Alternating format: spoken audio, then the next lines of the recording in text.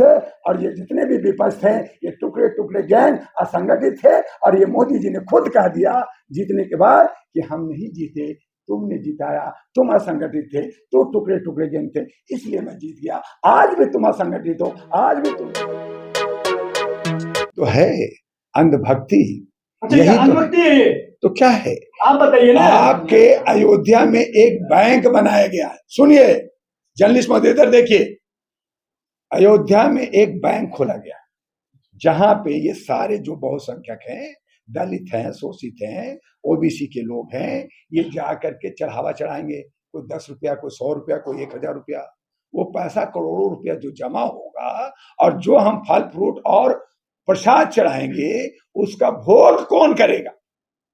हम कहेंगे प्रसाद दे दो तो दूर से एक फूल फेंकेंगे कि एक फूल पकड़ो और ले जाके घर में पूजा घर में रखो, और सारा प्रसाद यानी हर एक लोग अगर एवरेज मान लीजिए 1000 रुपया भी अगर खर्च होता है, और अगर आप कहते हैं कि वहां पे 5 करोड़ लोग पहुंचते हैं तो 1000 इंटू 5 करोड़, ये 500 करोड़ भोगेगा कौन? वो मोटा तोंद वाला पंडा भोगेगा।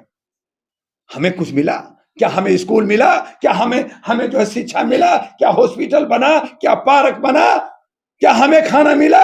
नहीं मिला। तो हमें हमारे खून को चूस करके बैंक बना करके एक स्विच बैंक की तरह बैंक बना करके धर्म के नाम पे हमें लूट रहे हो और कह रहे हो कि हमें खुशियां मनानी चाहिए और श्री राम कहना चाहिए। तो सिया कहां गई? सिया राम का नारा क्यों नहीं लगाया? आप कहते श्री राम। तो आपने महिलाओं का बेइज्जत किया, आपने सीता का बेइज्जत किया, और इसलिए किया कि सीता बिहार की है। बिहारियों को अलग कर दो। तो आपने राज्यों में बांटा, आपने मर्द और औरत में बांटा, आपने हमारे भगवान और ने मां बांटा। इसलिए बांटा कि चूंकि आपकी पत्नी नहीं है, आपकी पत्नी जो है सिंदूर लगाती है लेकिन घर में नहीं रखते, इसलिए आप राम में, अयोध्या में राम को अलग कर दिया, सीता को अलग कर दिया और श्री राम कह दिया। सिया राम कहने में आपको शर्म आती है? हम सिया राम कहेंगे, आप जय श्री राम कहो, हम सिया राम कहेंगे। और यही जो ये आप लोगों ने गलत किया है, इस तरह से बंटवारा करके आप 32-33% वोट लेकर के सिर्फ और सिर्फ सत्ता भोगना चाहते हैं। आप धर्म के मर्म नहीं जानते, आप बौद्धिक ज्ञान आपको नहीं है। आपको सबसे पहले बौद्धिक ज्ञान लेना होगा। और चलो अगर आपका ज्ञान है, आप अगर दबंग हो, आप देश के प्रधानमंत्री हो, आप बहुत बड़ा शक्तिशाली हो, आप बब्बर शेर हो, तो आप पुरोहित क्यों? आप जो जजमान क्यों बने?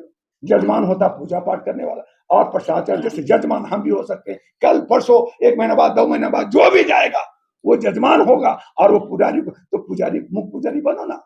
देश के प्रधानमंत्री को मुख्य पुजारी बनना चाहिए, देश के राष्ट्रपति को मुख्य पुजारी बनना चाहिए। तो राष्ट्रपति को आप बुला नहीं रहे हो, प्रधानमंत्री बनेगा जो है जजमान। तो ये कहाँ का है? तो भेदभाव है ना।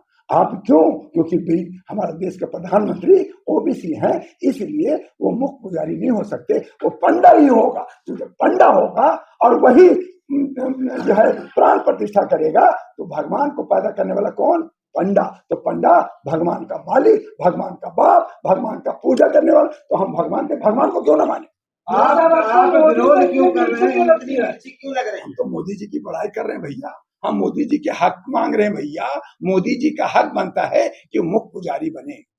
हम तो उनकी हक की बात करें, आप करें मिर्ची लग रहा जो भी अच्छा काम करते हैं। अरे मैं तो उनके हक की बात कर रहा हूँ त्याना जी, हम तो उनके हक की बात कर रहे हैं कि देश के प्रधानमंत्री चूंकि ओबीसी हैं, उनको मुख्य पुजारी अयोध्या का होना चाहिए, ताकि हमें शान और आन बान मिलेगा। तब हम समझेंगे कि हमारे ओबीसी और पिछड़ा और मूल निवासी का हक मिला। मैं मानूंगा 2024 में दोबारा देश के प्रधानमंत्री बनने जा रही है।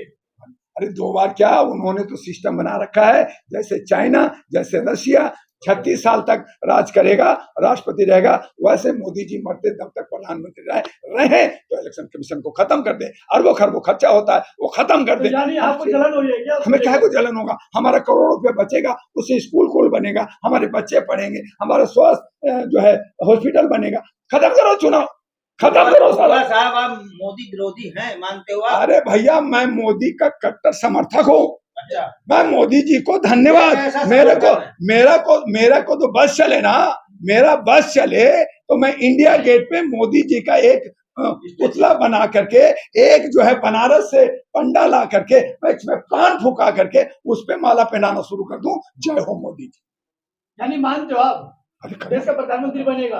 अभी आपने बोला जय हो मोदी जी, भैया मोदी जी प्रधानमंत्री अपने अपने आप स्वयं 272 की जरूरत नहीं है, जनप्रतिनिधियों की जरूरत नहीं है, चुनाव की जरूरत नहीं है, ईवीएम है ना उनके पास। 400 लाएंगे, वो तो 543 भी लाएंगे।